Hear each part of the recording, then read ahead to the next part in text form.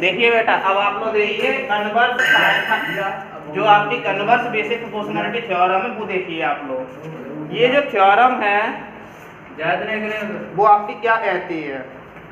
ये कहती है इफ ए लाइन यदि एक रेखा मतलब एक line divides any two sides of A triangle, एक ट्राइएंगल की दो साइड को क्या करती है? डिवाइड करती है। किसमें डिवाइड करती है? इन द सेम रेशियो। ये उल्टी है। जो आपकी बेसिक वाली थी थेल्स थ्योरम जो थी उसमें क्या था? उसमें डिवाइड सेम रेशियो में जो डिवाइड कर रही है वो आपको सिद्ध करना था ना। इसमें उन्होंने पहले से ही दे दिया कि ये सेम रेशियो में डिवाइड कर रही है, समझ गए? फिर बोला है then the line must be parallel, तो तुम ये सिद्ध करो कि ये जो लाइन है वो ऐसी हो रही पैरेलल हो रही। ये तुम्हें सिद्ध करना है। तो देखिए कैसे सिद्ध करें अब हम।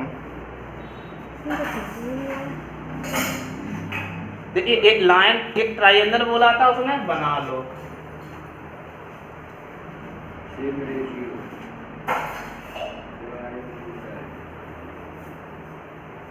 ठीक है, इसका मैं नाम कर दिया ए बी से। उसने बोला था इफ ए लाइन डिवाइड्स, एक लाइन जो उसे डिवाइड कर रही है उसमें लाइन डाल दी लो मैंने।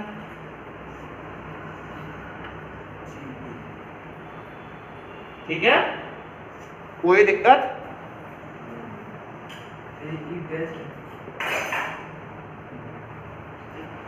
सही है। तो सबसे पहले क्या डाल दो इसमें? रिबन डालते हैं हम। रिबन में क्या चलता है आपका? जो हमें दिया हो, हमें क्या दिया है?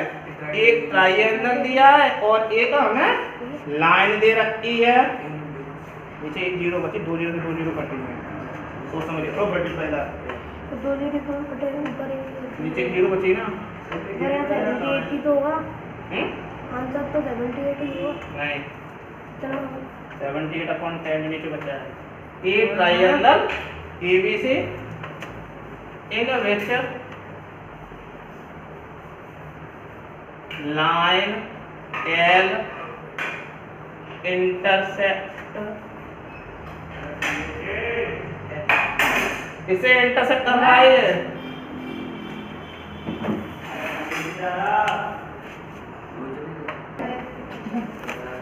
ये हमें एक ट्राइएंगल था और एक लाइन दे रखी थी। वो जो लाइन है अब इंटरसेक्ट कहाँ पे कर रही है? ए बी को कर रही है डी पर और ए सी को कर रही है ई पर। तो लिख देंगे A B in D eight, चलो एट लिख लो यार, and A C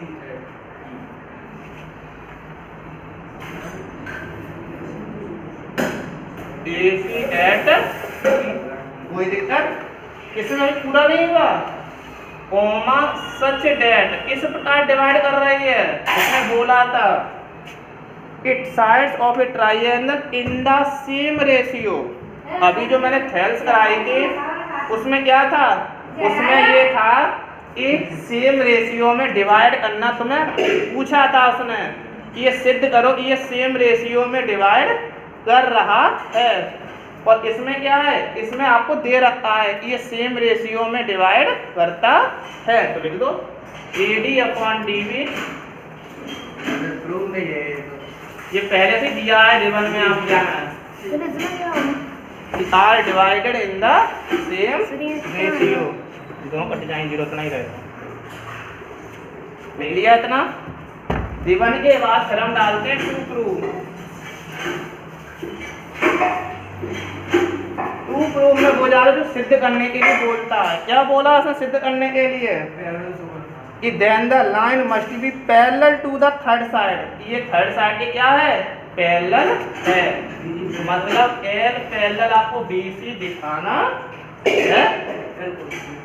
L parallel BC या फिर डेट इज, इसे डेट इज बोलते हैं। इसका मतलब DE के पैरेलल BC।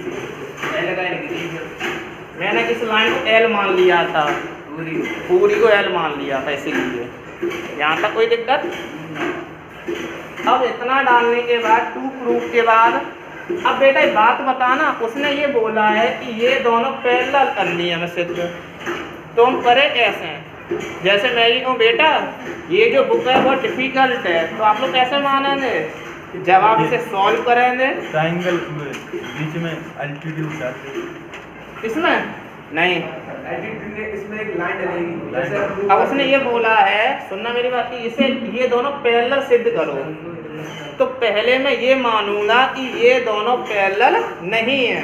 जैसे मैं कोई डिफिकल्ट बुक है तो पहले से आप सॉल्व करें, क्वेश्चन नहीं आएंगे तभी तो आप लोग बोले डिफिकल्ट नहीं, डिफिकल्ट है ये, और अगर आ जाए तो सर बहुत इजी बुक है, आप तो फालतू कह रहे थे डिफिकल्ट है, यही तो बोला है ना। तो पहले क्या करेंगे, इन दोनों को हम नॉट पैरेलल मानेंगे, ये पैरेलल नहीं है। अब बात ये आई कि ये जो थ्योरम है इसमें बिना पैरेलल के क्वेश्चन नहीं बढ़ता, तो हम क्या करेंगे, अपनी तरफ से एक और दूसरी जो लाइन है उसे हम पैरेलल मान लेंगे अपनी तरफ से। तो मान लो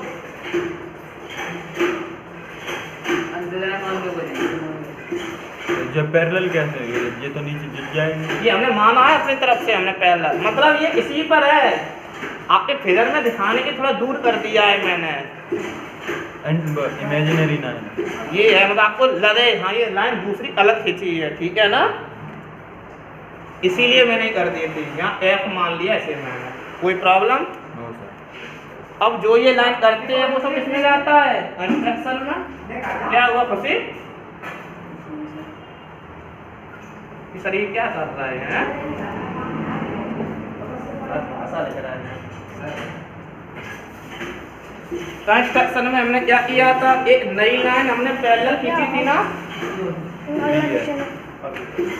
लेट हमने मान लिया कि ये जो डी है वो कैसी है, नॉट पैरेलल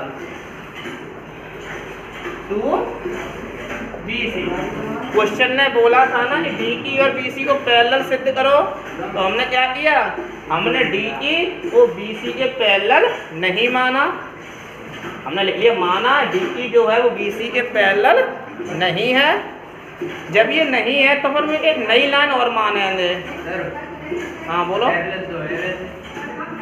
उसने सिद्ध करने के लिए बोला है, अब माना नहीं है, अगर आ जाए तो हम लिख देंगे आधा ही हमारी लाइन पैरेलल है, ठीक है।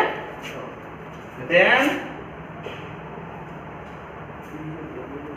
अब इसके बाद हम एक और दूसरी लाइन ले लें, ड्रॉ कर लेना, बोलते क्यों नहीं है।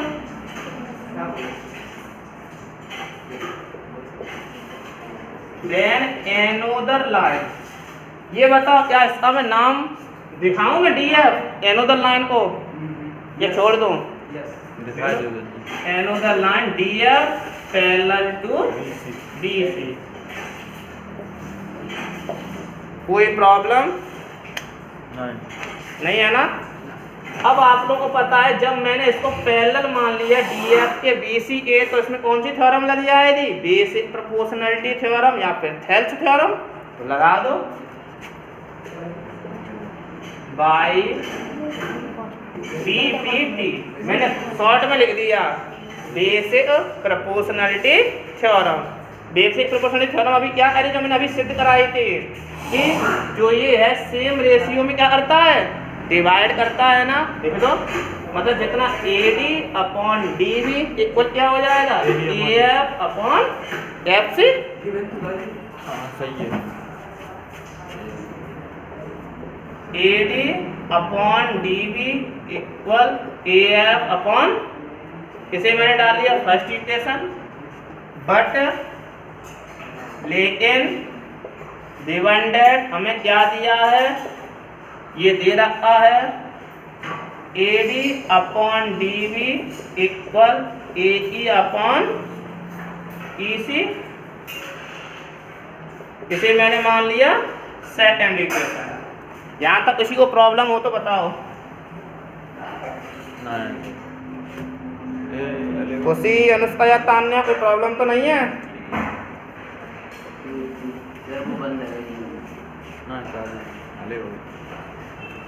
अब देखना बेटा दोनों की LHS कैसी है, इक्वल है ना, लिख लो फ्रॉम फर्स्ट एंड सेकंड।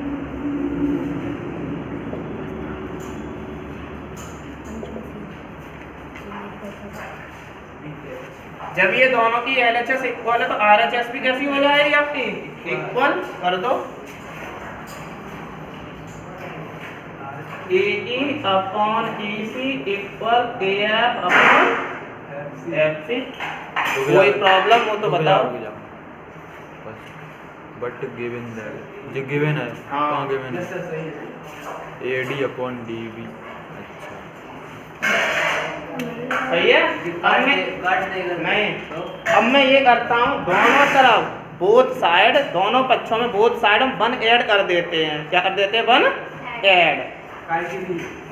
इसके लिए अभी देखो, अभी मैं समझ तो समझ थोड़ा देखना, 1 मिनट रुकना बस, तुम्हारे पास समझ में आ जाएगा।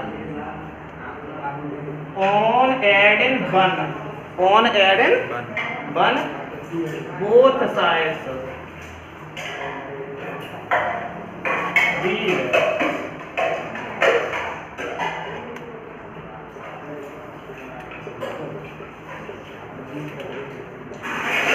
जूम कर नीचे 1 ले लें हम। जी, जूम कर देना है। नहीं, बोल आपने सही बताया।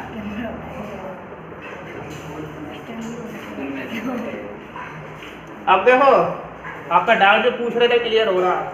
AE प्लस EC, देखो AE प्लस EC ऊपर क्या बन गया हमारा, AC अपॉन बन मतलब EC के बराबर बन हो जाएगी। फायदा क्या आपका? अरे हमें AC मिला, ऊपर AC आ गया सुना सुना अपॉन, अब देखो AF plus FC, AF plus FC तब भी पूरा हो गया AC अपॉन FC। जब ऊपर बन है तो EC कैसे हो जाए नहीं, अगर हम LCM ले लिया ना हमने। LCM ले लो फिर।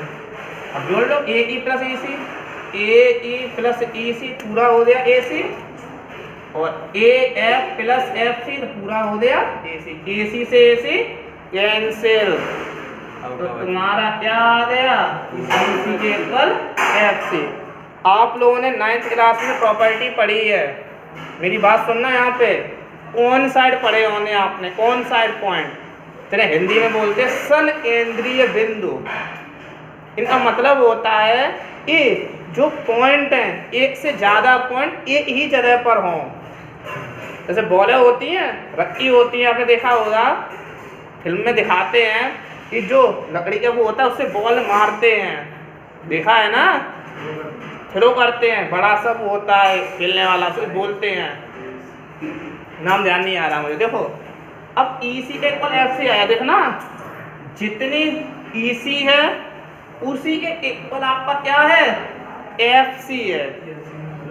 बोलो जितना आपका EC है उसी के इक्वल आपका क्या आ गया, FC। यहाँ तक बताओ कोई प्रॉब्लम हो तो, अब ओनली लैंग्वेज लिखनी है बस।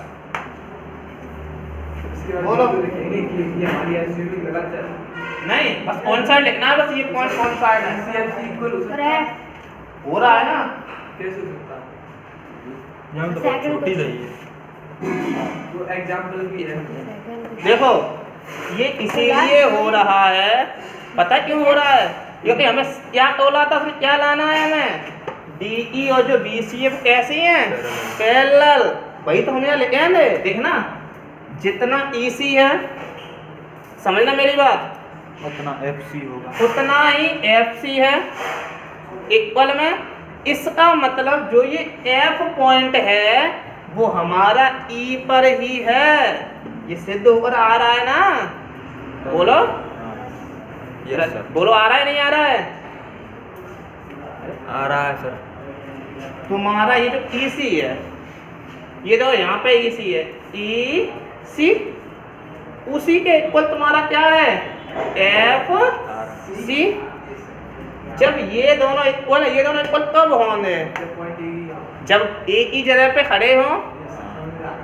मैं ये कहूँ ये मेरी हाइट जो है बोर्ड के बराबर है, इक्वल है। मैं बोलूं इक्वल का मतलब क्या हुआ, जितनी मेरी हाइट होगी उतनी इसकी होगी। बोलो yes sir.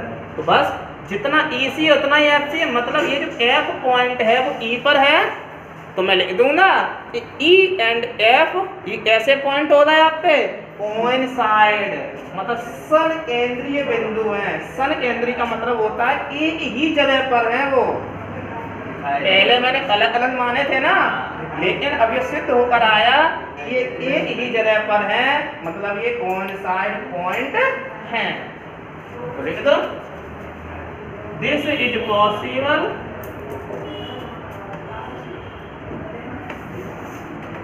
when E and F are coincide. So DE parallel BC।